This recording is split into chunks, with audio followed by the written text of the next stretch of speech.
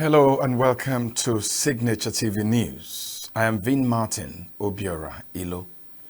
Obi of Onitsha apologizes for ill treatment meted out to early missionaries in the town as Anglican Church marks 160 years anniversary in Igbo land. NDLEH inaugurate 3 drug rehabilitation centers in the country this year. On the foreign scene, polls open in first round of legislative elections in France. And in sports, Enugu state government urges youths to put the state on the global map.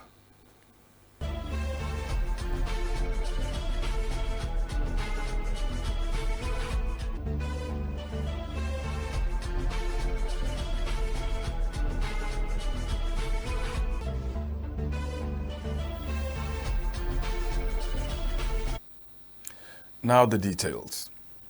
The College of Bishops of the Church of Nigeria Anglican Communion and thousands of the faithful converged at the commercial city of Onitsha on Saturday to mark the 160th anniversary of the consecration of Bishop Samuel Ajayi Crowther. The event also marked the historic entrance of the Gospel of Jesus Christ to Igbo land. Ndu Obaleze was in Onitsha for Signature Television. The Patterson Hall of the All Saints Cathedral, Onitsha, venue of the activities in honor of Right Reverend Samuel Ajayi Crowther, was filled to the brim with adherents of the Anglican faith east of the Niger and beyond in attendance. The Obi of Onitsha, Igwe Alfred Achebe, whose longtime predecessor, Obi Akenzua, received the missionaries and provided them with land for establishing the church, led his cabinet chiefs to the ceremony. The event was also graced by the former governor of Anambra State and Labour Party presidential flag bearer in the 2023 polls, Peter Obi. In his presentation, one of the resource persons on the occasion, Dr. Kana Ayowa Diallo, who is a researcher and historian, took the large audience on a voyage of history. He narrated the checkered life of Ajayi Crowther as a freed slave, artisan, and eventually one of the greatest missionaries that ever lived with documented exploits, despite the obstacles to evangelism at that time. According to Dr. Wadialo, Crowther's episcopacy made Niger Mission the first Anglican diocese in the country, while his death in 1891 ignited the fire amongst early converts that further spread the gospel. Our teleconference setup workshop can visit fast. Give some knowledge. And when this service is going to yes, I went out. And they are I keep wondering, what is the element of equals for this one also? I don't understand that. As I said also, that the first law of history is one that is God. And then the second law of history is one that is Now, in my research, I discovered that a lot of people who know that they have failed. So the case of Antiques and Sovereignty and all the right. That is not true. Igwe Alfred Achebe, the Obi of Onitsha, extolled the persevering spirit of late Ajayi Crowther and apologized to the church for the initial untoward treatment it might have received in the hand of his predecessors. The traditional ruler remarked that the early missionaries brought the gospel, education, and commerce that helped in giving Onitsha a pride of place in world history. The Archbishop of Niger Province and Anglican Bishop of Awka, Most Reverend Alexander Ibezim, commended the Bishop on the Niger, Right Reverend Owen Wokolo, for the great idea of instituting a memorial lecture in honor of Ajayi Crowther. Most Reverend Ibezim regretted that the present crop of men of God cannot withstand the unfavorable environment under which Bishop Crowther and his followers spread the gospel. The life of Ajayi is a challenge to all of us. Especially now that the ministry is lacking people that we sacrifice. This man sacrificed a lot. Life for sacrifice has disappeared in the church. So if we are talking about Ajayi, and we are not living a life of sacrifice, and the life because the organization we are living will actually outlive us. When he was making this sacrifice, we did not know that you are going to excavate all these things. The former bishop on the Niger, Right Reverend Ken Okeke, remarked that the life of Crowther is a challenge to the present missionaries and priests, pointing out that Christian virtues must continue to be inculcated. In his tribute, Bishop David Onoha observed that documenting the history of early missionaries will encourage the church to take the message of Christ to all corners of the world, whether the climate is favorable or not. Governor Francis Nweforo of Ebonyi State says the state government is doing everything possible to ensure that all interstate boundary disputes affecting communities in the state were permanently resolved. Nweforo stated this at Isiaka, the headquarters of Ivo local government area, where he was represented by the Deputy Governor, Mrs. Patricia Obila. He said that the government was collaborating with the National Boundaries Commission, NBC, and other relevant bodies to ensure that border communities in the state enjoyed permanent peace. He regretted that some communities in Ivo had been embroiled in boundary disputes with their neighboring communities in Abia State and expressed optimism that all the boundary-related disputes in the state would soon be a thing of the past. The governor thanked the youths for being very peaceful and not engaging in fighting with their neighbors, while thanking the people of the area for being peaceful during the nomination of APC candidates for the upcoming council polls. Nweforo reaffirmed his administration's commitment to deepening good governance at the grassroots and emphasized that the importance of credible and democratic elections in selecting leaders at all levels was very important. Governor Alex Otti of Abia State has commiserated with the families of the two policemen who were killed by suspected hoodlums at Opobo Road in Aba on Friday. Speaking with newsmen shortly after visiting the bereaved families, as well as the wounded policemen in their hospital beds, Otti described the incident as unfortunate. He vowed to smoke out the perpetrators of the heinous crime and expressed dismay that the attack took place a few weeks after 5 soldiers were shot and killed in Obikabia, junction of the same state. The governor said that the state government would change its strategy in dealing with the issue and would not let the incident go away without identifying and bringing all those who were directly or remotely involved to book. He assured the people that his administration remained focused on rebuilding the state and would not succumb to any form of blackmail. He urged the residents to go about their lawful business as security agencies will continue to intensify their efforts to ensure that the state remains safe and secured. A superintendent of police, Ibrahim Sini, says he turned down a 150 million naira bribe allegedly offered to him by a Lagos-based businessman, Akintoye Akindele, to enable him have peace of mind. Akindele, who was arraigned at the Federal High Court in Abuja in August 2023, was remanded in the Kuje Correctional Center for offering bribe to the police for them to allow him to escape out of the country and to write a favorable report for him after the investigation. Speaking at a dinner organized to honor him on Friday, Sini led the Inspector General Police team of investigators handling the case against the businessman, said he was very happy for the honor and appreciated the organizers of the program. Sini, who was given a plot of land at the event in Abuja, said he turned down the offer because he did not want to have something that would make him think twice and be running from one hole to another. Presenting the document of the land to Sini, the Federal Capital Territory Commissioner of Police, Bennett Igwe, said Sini's conduct has brought pride to the Nigerian police force. It could be recalled that the Office of the Inspector General of Police fired a 4-count charge against Akindele that included diverting the sum of $5.6 million and 73.5 million naira belonging to Summit Oil International Limited, among other charges.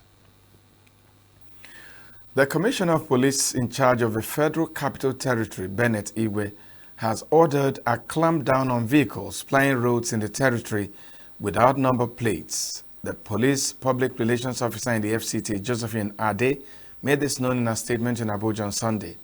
Ade stated that the police command in the FCT had observed with serious concern The manner in which motorists drive around the territory with single or no number plates, while car dealers drive such vehicles beyond the stipulated time of between 6 a.m. and 6 p.m. She stated that several recorded cases of armed robbery, popularly known as one chance, are mostly associated with vehicles with single or no number plates, which has made the populace to question the effectiveness of the police in addressing the menace.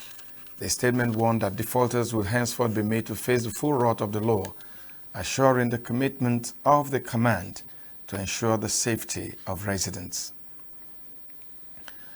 The Federal Capital Territory Administration, FCTA, has engaged the Nigerian Building and Roads Research Institute to carry out integrity tests on some buildings located at Guzape district in Abuja.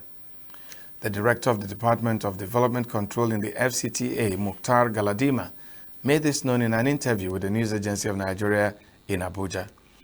Galadima explained that the move became necessary after a developer, Nicholas Okachuku, demolished a semi-detached duplex built located in an estate at plot 456 Guzape over structural defects. He said that the department had sealed the premises and engaged NBRRI to investigate the demolished building, including 2 other duplexes and construction on plots 454 and 458 by the same developer. The federal government has inaugurated the construction of 250 housing units in Ekpan community, Uwe local government area of Delta State. The Minister of Housing and Urban Development, Ahmed Dangiwa, performed the groundbreaking ceremony on Saturday in Ekpan community. Dangiwa said that the housing projects were under the Renewed Hope Cities and Estates program of the Federal Ministry of Housing and Urban Development. He said the program was launched in February by President Bola Tinubu to provide access to affordable housing for Nigerians in order to stimulate inclusive growth, lift 100 million Nigerians out of poverty, and build a $1 trillion economy. He said that the project was being funded from the 50 billion naira 2023 supplementary budget approved for the ministry to ensure sustainability, quality, and geographic spread. Dangiwa said that the 250 units comprise 50 units of one-bedroom semi-detached bungalows, 150 units of two-bedroom semi-detached bungalows, and 50 units of three-bedroom semi-detached bungalows. In his address of welcome, Governor Sheriff Oborowori of Delta State was represented by his deputy Mande Onyeme, thanked the federal government for the partnership, saying the project would assist in tackling the housing deficit in the state.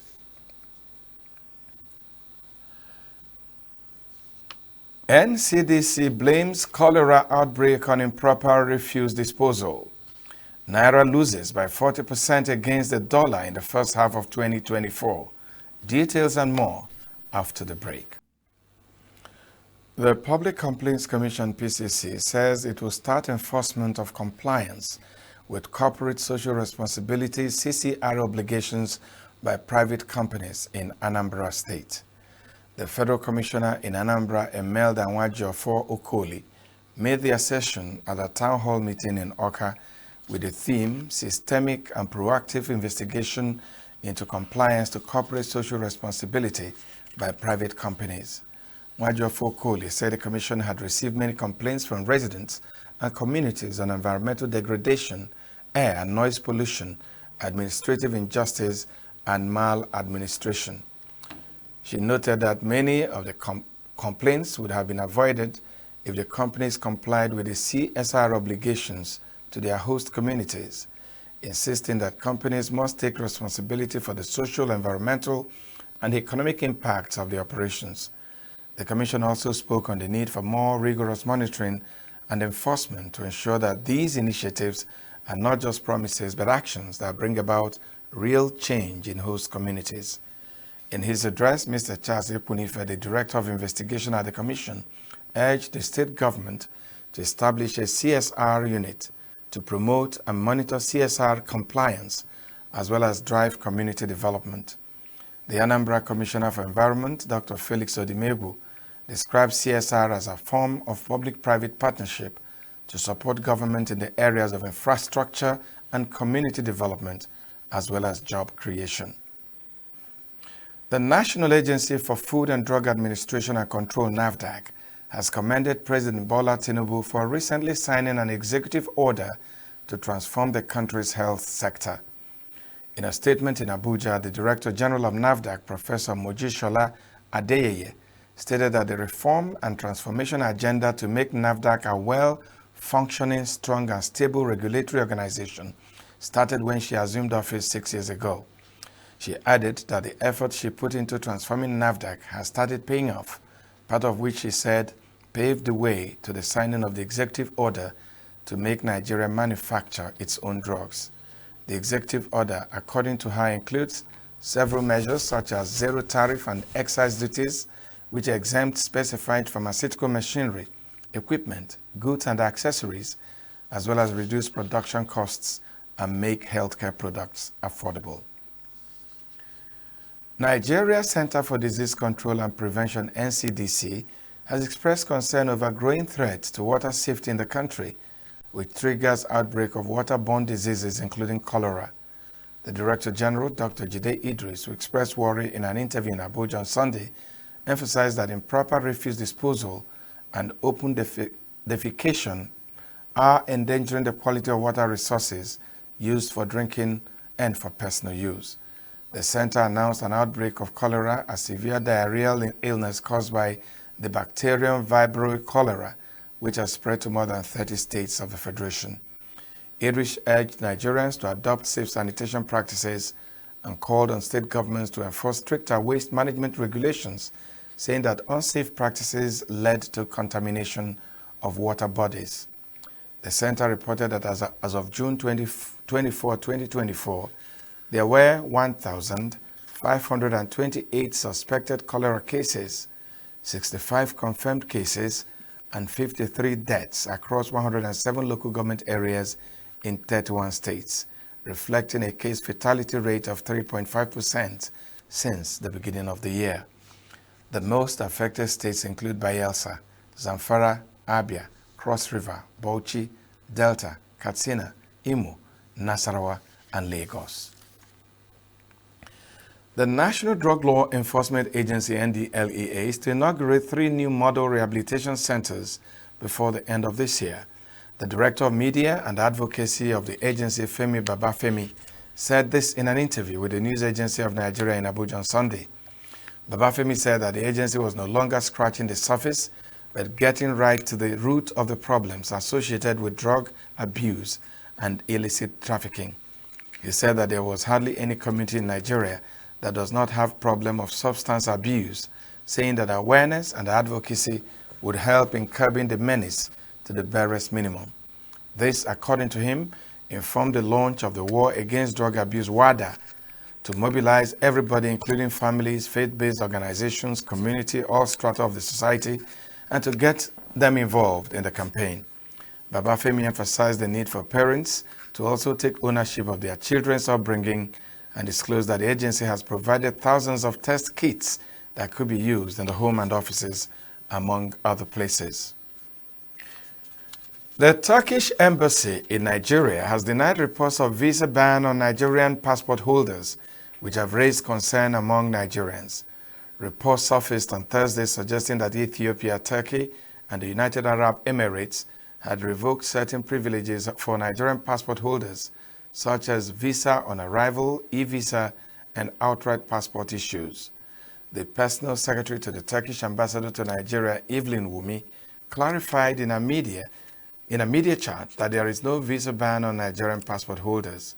Wumi said if there will be any update regarding rules and procedures of the policies and practices of any country, such updates are officially notified to the respective foreign ministries and the statements or announcements issued by the embassies. She stated that visa applications are evaluated on a case-by-case basis, addressing specific instances where applicants face rejections as a result of fraud or forged documents. The Naira depreciated by over 40% in the half quarter of 2024 at the foreign exchange market. Official data from the financial market showed that the Naira weakened to 1,505.30 per dollar at the weekend from between 896.6 and 907.11 it closed on the 29th of December 2023. The figure showed that the Naira had continued its instability against other currencies in the last months despite a streak of months of appreciation before depreciation set in mid-April 2024. The Naira reached its highest peak of 1,665.50 in February 2024 and lowest point in April when it stood at 1,140 and 1,230.61 at official and parallel foreign exchange markets. The development comes on the back of Central Bank of Nigeria policies, including the unification of the FX market, circular on the operation of international money transfer operators, intervention to bureau de change operators, and recent withdrawal of price verification system portal for importers. Despite the policy reforms by the Apex Bank, the Naira has continued fluctuations against the dollar and other currencies in the foreign exchange market. North Korea criticizes South Korea, US, and Japan for their military ties, and Hamas says there is no progress in Gaza ceasefire talks with Israel. Don't go away. The spirit of international cooperation was on display when some foreign countries closed ranks to see the successful launch of China's Change 6 lunar probe. This historic event was witnessed by scientists from the participating countries. The successful launch of China's Change 6 lunar probe not only signifies a significant step in space exploration, but also highlights the spirit of international cooperation. A long March 5 rocket carrying the Change 6 spacecraft blasted off from its launch pad at the Wenchang Space Launch Site on the coast of China's southern island province of Hainan on May 3rd. The probe, carrying payloads from France, the European Space Agency, Italy, and Pakistan, saw scientists from these countries witnessing the historic event. Among the observers, Stas Barabash, program head at the Swedish Institute of Space Physics, expressed his excitement. I mean, definitely it's probably one of the, I think the most exciting launch I've ever seen in my life. Pierre Smelin, principal investigator, also expressed confidence in the mission. Oh yeah, I'm pretty sure it will be all right, yes. Atihola Mayini, director of the United Nations Office for Outer Space Affairs, drew a cultural parallel. You know, in India, when you get married and it rains, it's considered a blessing from the heavens. So hopefully this was also a blessing for Chinese 6. Christian Fichtinger, executive director of the International Astronautical Federation, shared his enthusiasm for the mission, emphasizing its significance. I'm excited, and it's a great mission. I bring back the samples. Despite concerns about the weather, James Carpenter, acting head of the European Space Agency Lunar Science Office, expressed his confidence in the mission. I'm interested to see whether, despite the weather, we're going to go ahead anyway. I think we're going to go ahead. Witnessing the successful launch, Neil Melville Kenny, technical officer at the European Space Agency, conveyed his excitement and offered congratulations. What beautiful weather we have. We can see the rocket go. We can hear the rocket go. We're close enough to feel the rocket go. What a fantastic launch. Congratulations, Stas. Really good. Britain's Prime Minister Rishi Sunak on Sunday called the UK the most successful multi-faith, multi-ethnic democracy while discussing racist comments directed at him. Sunak was referring to comments broadcast by Channel 4 News by a man named as Andrew Parker, a supporter of Nigel Farage's right-wing Reform UK party, calling Sunak a British racial slur for people of South Asian descent. Look, I think anyone who comes into politics is ready to accept a degree of criticism, right? That comes with the territory, and that's fine. But in this instance, you know, what was said was deeply inappropriate and racist, and I did it deliberately. I hated doing it, but I thought it was important to say it, to call out what it was, and that's why I did what I did. And I think the vast majority of these people in our country rightly believe that it's not the colour of your skin or your background or your gender that defines who you are. You know, the fact that I'm the first British Asian Prime Minister, as you said at the beginning of the segment, is a wonderful thing, but also it's wonderful that it wasn't a big deal. And that's what's so special about our country. I don't think my story would be possible anywhere else, but we can't let the views of a minority run license like that. And I wanted to call them out, not just for me and my family, but for everyone who's experienced racism like that. They were absolutely wrong and they deserve to be called out, and that's why I said what I said. And we are the most successful multi-faith, multi-ethnic democracy anywhere in the world. That should be a sense of give us a source of enormous strength and pride for our country, and that's why views like this are so damaging and so wrong. They belong to a minority of people and they deserve to be called out for what they are, and that's what I did. Nigel Farage has just described these comments as inappropriate. They're not inappropriate, they were vile and racist and wrong, but he's only said that they're inappropriate. The person who made them has only apologised to the Reform Party for the impact it's had on them. There's a very clear difference there. There's no contrition or remorse or acceptance of what's happened. Nigel Farage initially said he was dismayed by the language used when the comments were first broadcast on Thursday. But on Friday, he suggested, without providing evidence, that Parker was an actor involved in a political setup to undermine reform during the election. Channel 4 News said its reporters did not know Parker before they met him as a reform volunteer. North Korea has criticized a joint military exercise by South Korea, Japan, and the United States held this month, saying such drills show the relationship among the three countries has developed into the Asian version of NATO. The three countries on Thursday began large-scale joint military drills called Freedom Edge, involving Navy destroyers, fighter jets, and the nuclear-powered U.S. aircraft carrier Theodore Roosevelt, aimed at boosting defenses against missiles, submarines, and air strikes. The exercise was devised at the three-way summit at Camp David last year to strengthen military cooperation amid tensions on the Korean Peninsula stemming from North Korea's weapons testing. North Korea's foreign ministry said in a statement on Sunday that the country will not ignore the strengthening of a military bloc led by the U.S. and its allies and will protect regional peace with an aggressive and overwhelming response. French voters headed for polls on Sunday in the first round of a snap legislative election. France is the closest it has been to having a far-right government since World War II, with the anti-immigration national rally riding high in opinion polls ahead of the two-phase election on June 30 and July 7. President Emmanuel Macron dissolved parliament and called the election after his centrist Together alliance was trounced by the RN in European elections.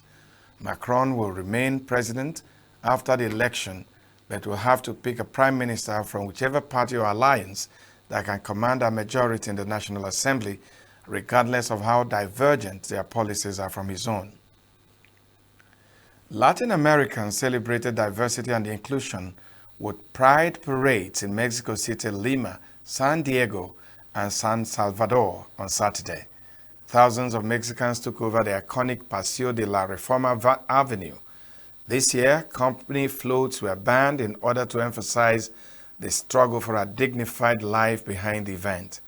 Chileans endured the cold weather as they paraded through San Diego, demanding the government to improve anti-discrimination laws. In Lima, demonstrators brought color to the streets days after the health ministry said the country will stop listing individuals who identify as transgender, among others, as suffering from mental disorders. The ministry also noted it will refrain from using other terms which rights groups have slammed as prejudiced. Demonstrators in San Salvador denounced the discriminating policies of the government during the parade. Earlier this year, President Nayib Bukele said school curricula should not teach anti-natural ideologies that go against God and the families. And in the Middle East, senior Hamas official Osama Hamdan said on Saturday that there has been no progress being made in hostage swap and ceasefire talks with Israel over the Gaza conflict. He condemned the Israeli blockade against the Gaza Strip and called for more humanitarian aid deliveries to the coastal enclave. Hamadan told a news conference in Beirut that Hamas is ready to deal positively with any proposal that secures a permanent ceasefire and Israel's full withdrawal from the Gaza Strip. Nearly 9 months into the Israel-Hamas war, vast swaths of Gaza lay in ruins amid a crippling blockade of food, clean water, and medicine. Over 37,800 Palestinians have been killed and 86,800 others wounded since the ongoing Palestinian-Israeli conflict broke out in early October last year, Gaza-based health authorities said in a statement on Saturday. The Israeli military on Saturday announced the deaths of 2 soldiers killed in combat in northern Gaza as Israeli forces pressed on with an offensive in the Shejar neighborhood in Gaza City. Israel has lost 670 soldiers in Gaza since October 7, according to Israeli tallies. The heavy rainfall from Friday to Saturday and following floods in southwest China, Guizhou province, have submerged houses, blocked roads, and trapped residents. On Saturday afternoon, the local government raised flood emergency response to level 2. China has a 4-tier flood control emergency response system, with level 1 being the most urgent response. The water level of Wuyang River in Xibin County was about 0.5 meters above the warning line, with several low-lying areas heavily flooded. The torrential rain also led to mountain torrents, which trapped 4 residents of Xibin County. After receiving reports, rescuers rushed to the scene and set up rescue ropes to transfer those locals to safe places. In Sengong County, several residents were trapped at home due to the rising floods, but on receiving the reports, rescuers quickly rushed to their homes and evacuated them with lifeboats. As multiple roads were blocked due to landslides, local authorities lost no time to dispatch workers and machinery to clear rocks, trees, and muds so as to reopen the roads as soon as possible. Greek firefighters managed to contain on Sunday a wildfire that had raged uncontrolled overnight on the Aegean island of Serifos, damaging houses and prompting the evacuation of several hamlets. The island's mayor, Kostas Revintis, told Greek television that the fire broke out on an area with low vegetation and spread quickly, damaging holiday homes and storehouses. Reuters was able to locate videos from nearby buildings, road layout, and mountains at background match satellite imagery, confirmed date from source, and metadata on the footage. Wildfires are common in the Mediterranean country, but have become more devastating in recent years as summers have become hotter, drier, and windier, which scientists link to the effects of climate change. Back home, the Enugu state government says it is committed to repositioning the state as a premier sports hub in Nigeria and the African continent. The State Commissioner for Youth and Sports Development, Lloyd Ekweremadu, stated this at the weekend during activities held in the state to mark this year's International Olympic Day held at Nnamdi Azikiwe Stadium. Ekweremadu admonished the youth to actively participate in various sporting programs that would prepare them to win laurels in future Olympics. He described the 2024 Olympic Day event was a celebration of peace, sports excellence, and opportunity to create awareness about the forthcoming Olympic Games and drumming up support for Miss Lucy Ejike, who would represent Nigeria at the coming Paralympics. The commissioner would describe sports as a huge business, equally charge the younger generation to consider sports as a veritable avenue to put the state and Nigeria on the global map for good reasons. He announced the recent approval of the State Executive Council for the revamping of various recreation parks across Enugu City, with each park having sports facilities such as 5-a-side pitches, basketball courts, and tennis courts to allow more people to exercise and explore their talents. Lautaro Martinez struck twice in the second half to help Argentina's second string beat Peru 2-0 at the Copa America on Saturday, and finished top of Group A, knocking Peru out of the tournament. Argentina had already qualified for the quarterfinals before the match in Miami, with wins over Canada and Chile, the other two teams in the group. The qualification allowed the defending champions to rest key players, including captain Lionel Messi, but despite making 9 changes to their starting lineup, Argentina were largely untroubled by their opponents. Martinez finished off a flowing move in the 47th minute, cooling chipping the ball over Peru keeper Pedro Galiz, and repeated the trick in the 86th minute, chipping Galiz again for his second goal after some sloppy defending by Peru. Argentina had a gilt-edged chance to extend their lead when they were awarded a penalty for handball in the 72nd minute, but Leandro Paredes smashed his spot kick off the post. They will be joined in the knockout rounds by group runners-up Canada, who qualified for the last 8 after holding Chile to a 0-0 draw in the other group match. France and Belgium trained at their respective team bases on Sunday one day before playing each other in the Euro 2024 round of 16. By this stage of the European Championships, favorites France and contenders Belgium would have wanted to be well into their stride and hitting their straps as they enter the knockout stages. Instead, the neighbors go spluttering into the last 16 and into a head-on collision in Dusseldorf on Monday after both failed to finish top of their first-round group. France's much vaunted attack is suffering from a crisis of confidence, and coach Didier Deschamps, usually a steady hand guiding the squad, looks unsure of what his next move would be. Belgium will have had some motivation sucked out of their course following an astonishingly hostile reaction from their own supporters after they limped into the next stage of the tournament in Germany. Despite Wednesday's draw with Ukraine assuring them progress, they were subjected to loud barraging from their fans and have since closed the ranks. Captain Kevin De Bruyne did not take kindly to the abuse, and his attitude and demeanor will set the tone for the rest of the Belgian side as they look to leave behind them the lame performances from the group stages. Romelu Lukaku needs to find his scoring touch after a number of missed opportunities in the tournament, as his record 85 goals for Belgium does not include any from Euro 2024, and overall, he has a poor scoring record at major tournaments. That's the News Hour. I'm Vin Martin Obiora Ilo. Thanks for watching.